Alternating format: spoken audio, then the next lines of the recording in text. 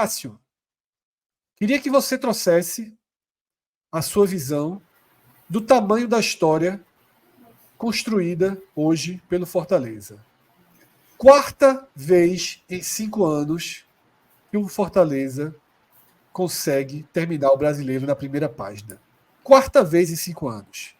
Antes do Fortaleza, nos pontos corridos, o Nordeste tinha chegado 3 vezes. 2 com Vitória e 1 com Sport. O Fortaleza sobe para a Série A e encaixa 4 campeonatos entre os 10 melhores do país, tá? Sendo um deles G4, e consolida, Cássio, o que a gente chama de melhor trabalho contínuo da história do futebol do Nordeste. Está mais do que consolidado. Que... Nesse recorte do campeonato, sem dúvida, esse ponto que você fala, acho que vale um debate mais amplo, mas nesse modelo dos pontos corridos é inegável, é indiscutível. A gente até já teve um debate sobre isso, né? Eu continuo achando ainda que aquele período do Bahia, de final dos anos 80, mas não tem para que falar disso agora, não. Falar desse momento do Fortaleza nos pontos corridos é inquestionável. Na minha opinião, inquestionável. Esses 5 anos que projetam o 6º ano, para começar a ver a quantidade de marcas que esse time conseguiu, que esse clube conseguiu nesse modelo dos pontos corridos. Em 2024, o Fortaleza será o primeiro nordestino a jogar 6 anos seguidos na Série A, nesse modelo de pontos corridos, que está em vigor desde 2003. O máximo eram 5 vezes, o Sport conseguiu em 18, o Bahia chegou em 21 e o Ceará chegou em 22. Tanto o Sport quanto o Ceará, quanto o Bahia, quanto o Ceará, todos eles foram rebaixados no 5º ano. E o 5º ano do Fortaleza é G10. 4 vezes entre os 5. Esse número você já trouxe. Até o Fortaleza ter o seu 9º lugar em 2019, que é logo na volta, né?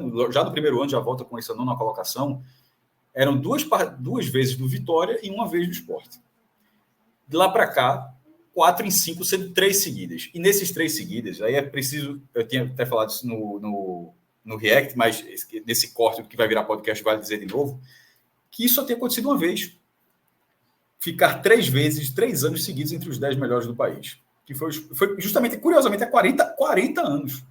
O Sport em 81, 82, 83, mas com colocações inferiores a esse Fortaleza agora. O Sport foi 10º, 9º e 8º. Foi uma colocação, melhorando uma colocação por ano. 10º, 9º e 8º. O Fortaleza, nesses 3 anos, foi 4º, 8º e 10º. Assim, se fossem os pontos da placar, para dar um exemplo aqui, a placar seria 1 ponto pelo 10º, 2 pelo 9º e 3. Ou seja, o Sport somou 6 pontos. Que a placar faz assim, né? 10 pontos para o primeiro, 9 para o segundo, por aí vai. O Fortaleza fez 7 pontos com o 4º lugar, 3 pontos ano passado, 10 e 1 esse ano. 11 pontos. No ranking que a placar existe desde que eu me entendo por gente. Então, o Fortaleza somou 11 pontos. Só nesses 3 anos o Sport somou 6, só para dar o peso dessas campanhas. Nisso, tem 2 classificações a Libertadores, tem 2 títulos da Copa do Nordeste, tem títulos cearenses, tem um pentacampeonato cearense. A maior venda já realizada por um clube do Nordeste foi esse ano, a venda de Moisés.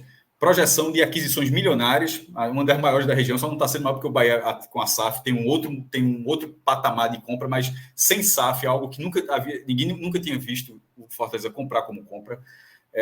Nesse momento, requalificou o seu clube. Então, assim, é um clube preparado. E a gente, durante o React, a gente estava falando assim, que fora de casa, nunca tinha tido, nos pontos corridos, um time do Nordeste jogasse tão bem.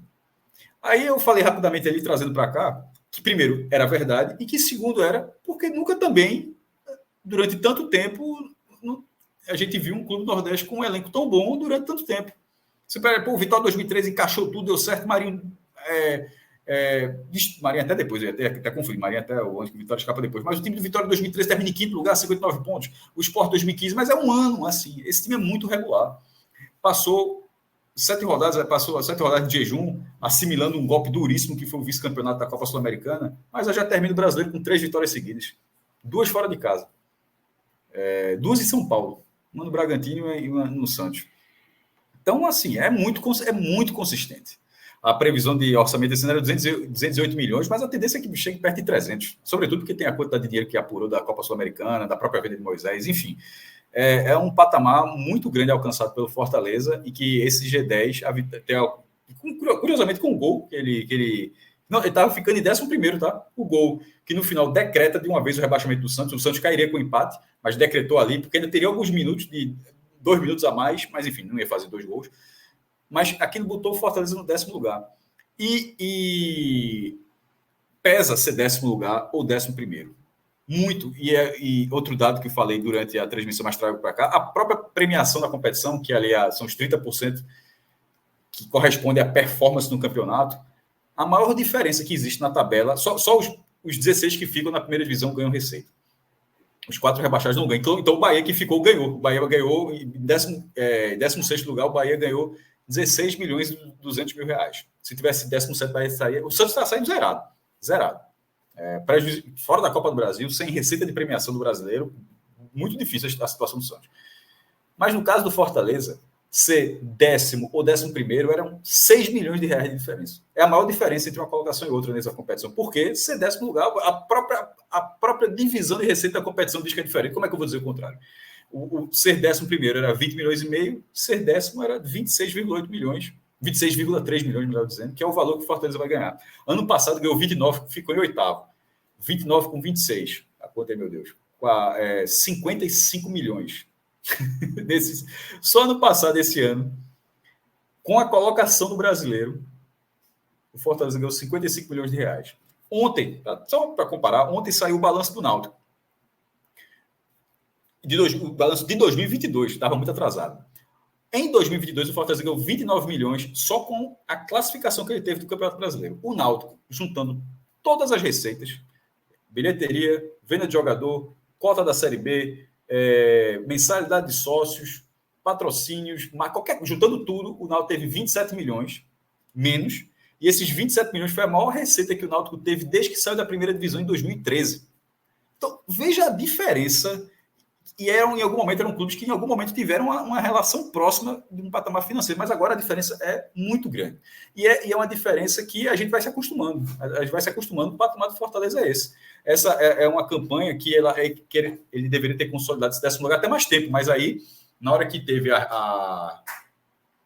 o revés da Copa Sul-Americana, era muito difícil passar ileso. Claro que teve torcedores, já botou a camisa, não sei o quê, é bola para frente e tal. Alguns, certamente, com muita espontaneidade. Outros para tentar, talvez até consciente de que precisava fazer aquilo. Mas na Vera mesmo, era impossível não assimilar uma derrota daquela. E o Fortaleza acabou acusando o golpe. Mas na hora que volta ao trilho, e isso aconteceu algumas vezes durante esses anos, na hora que volta ao trilho, ele volta sempre com muita força. É uma característica muito marcante desse elenco e que não dá muito sinal que vai ser diferente assim em 2023. Vai partir do zero, vai ser um campeonato muito difícil, mais uma vez.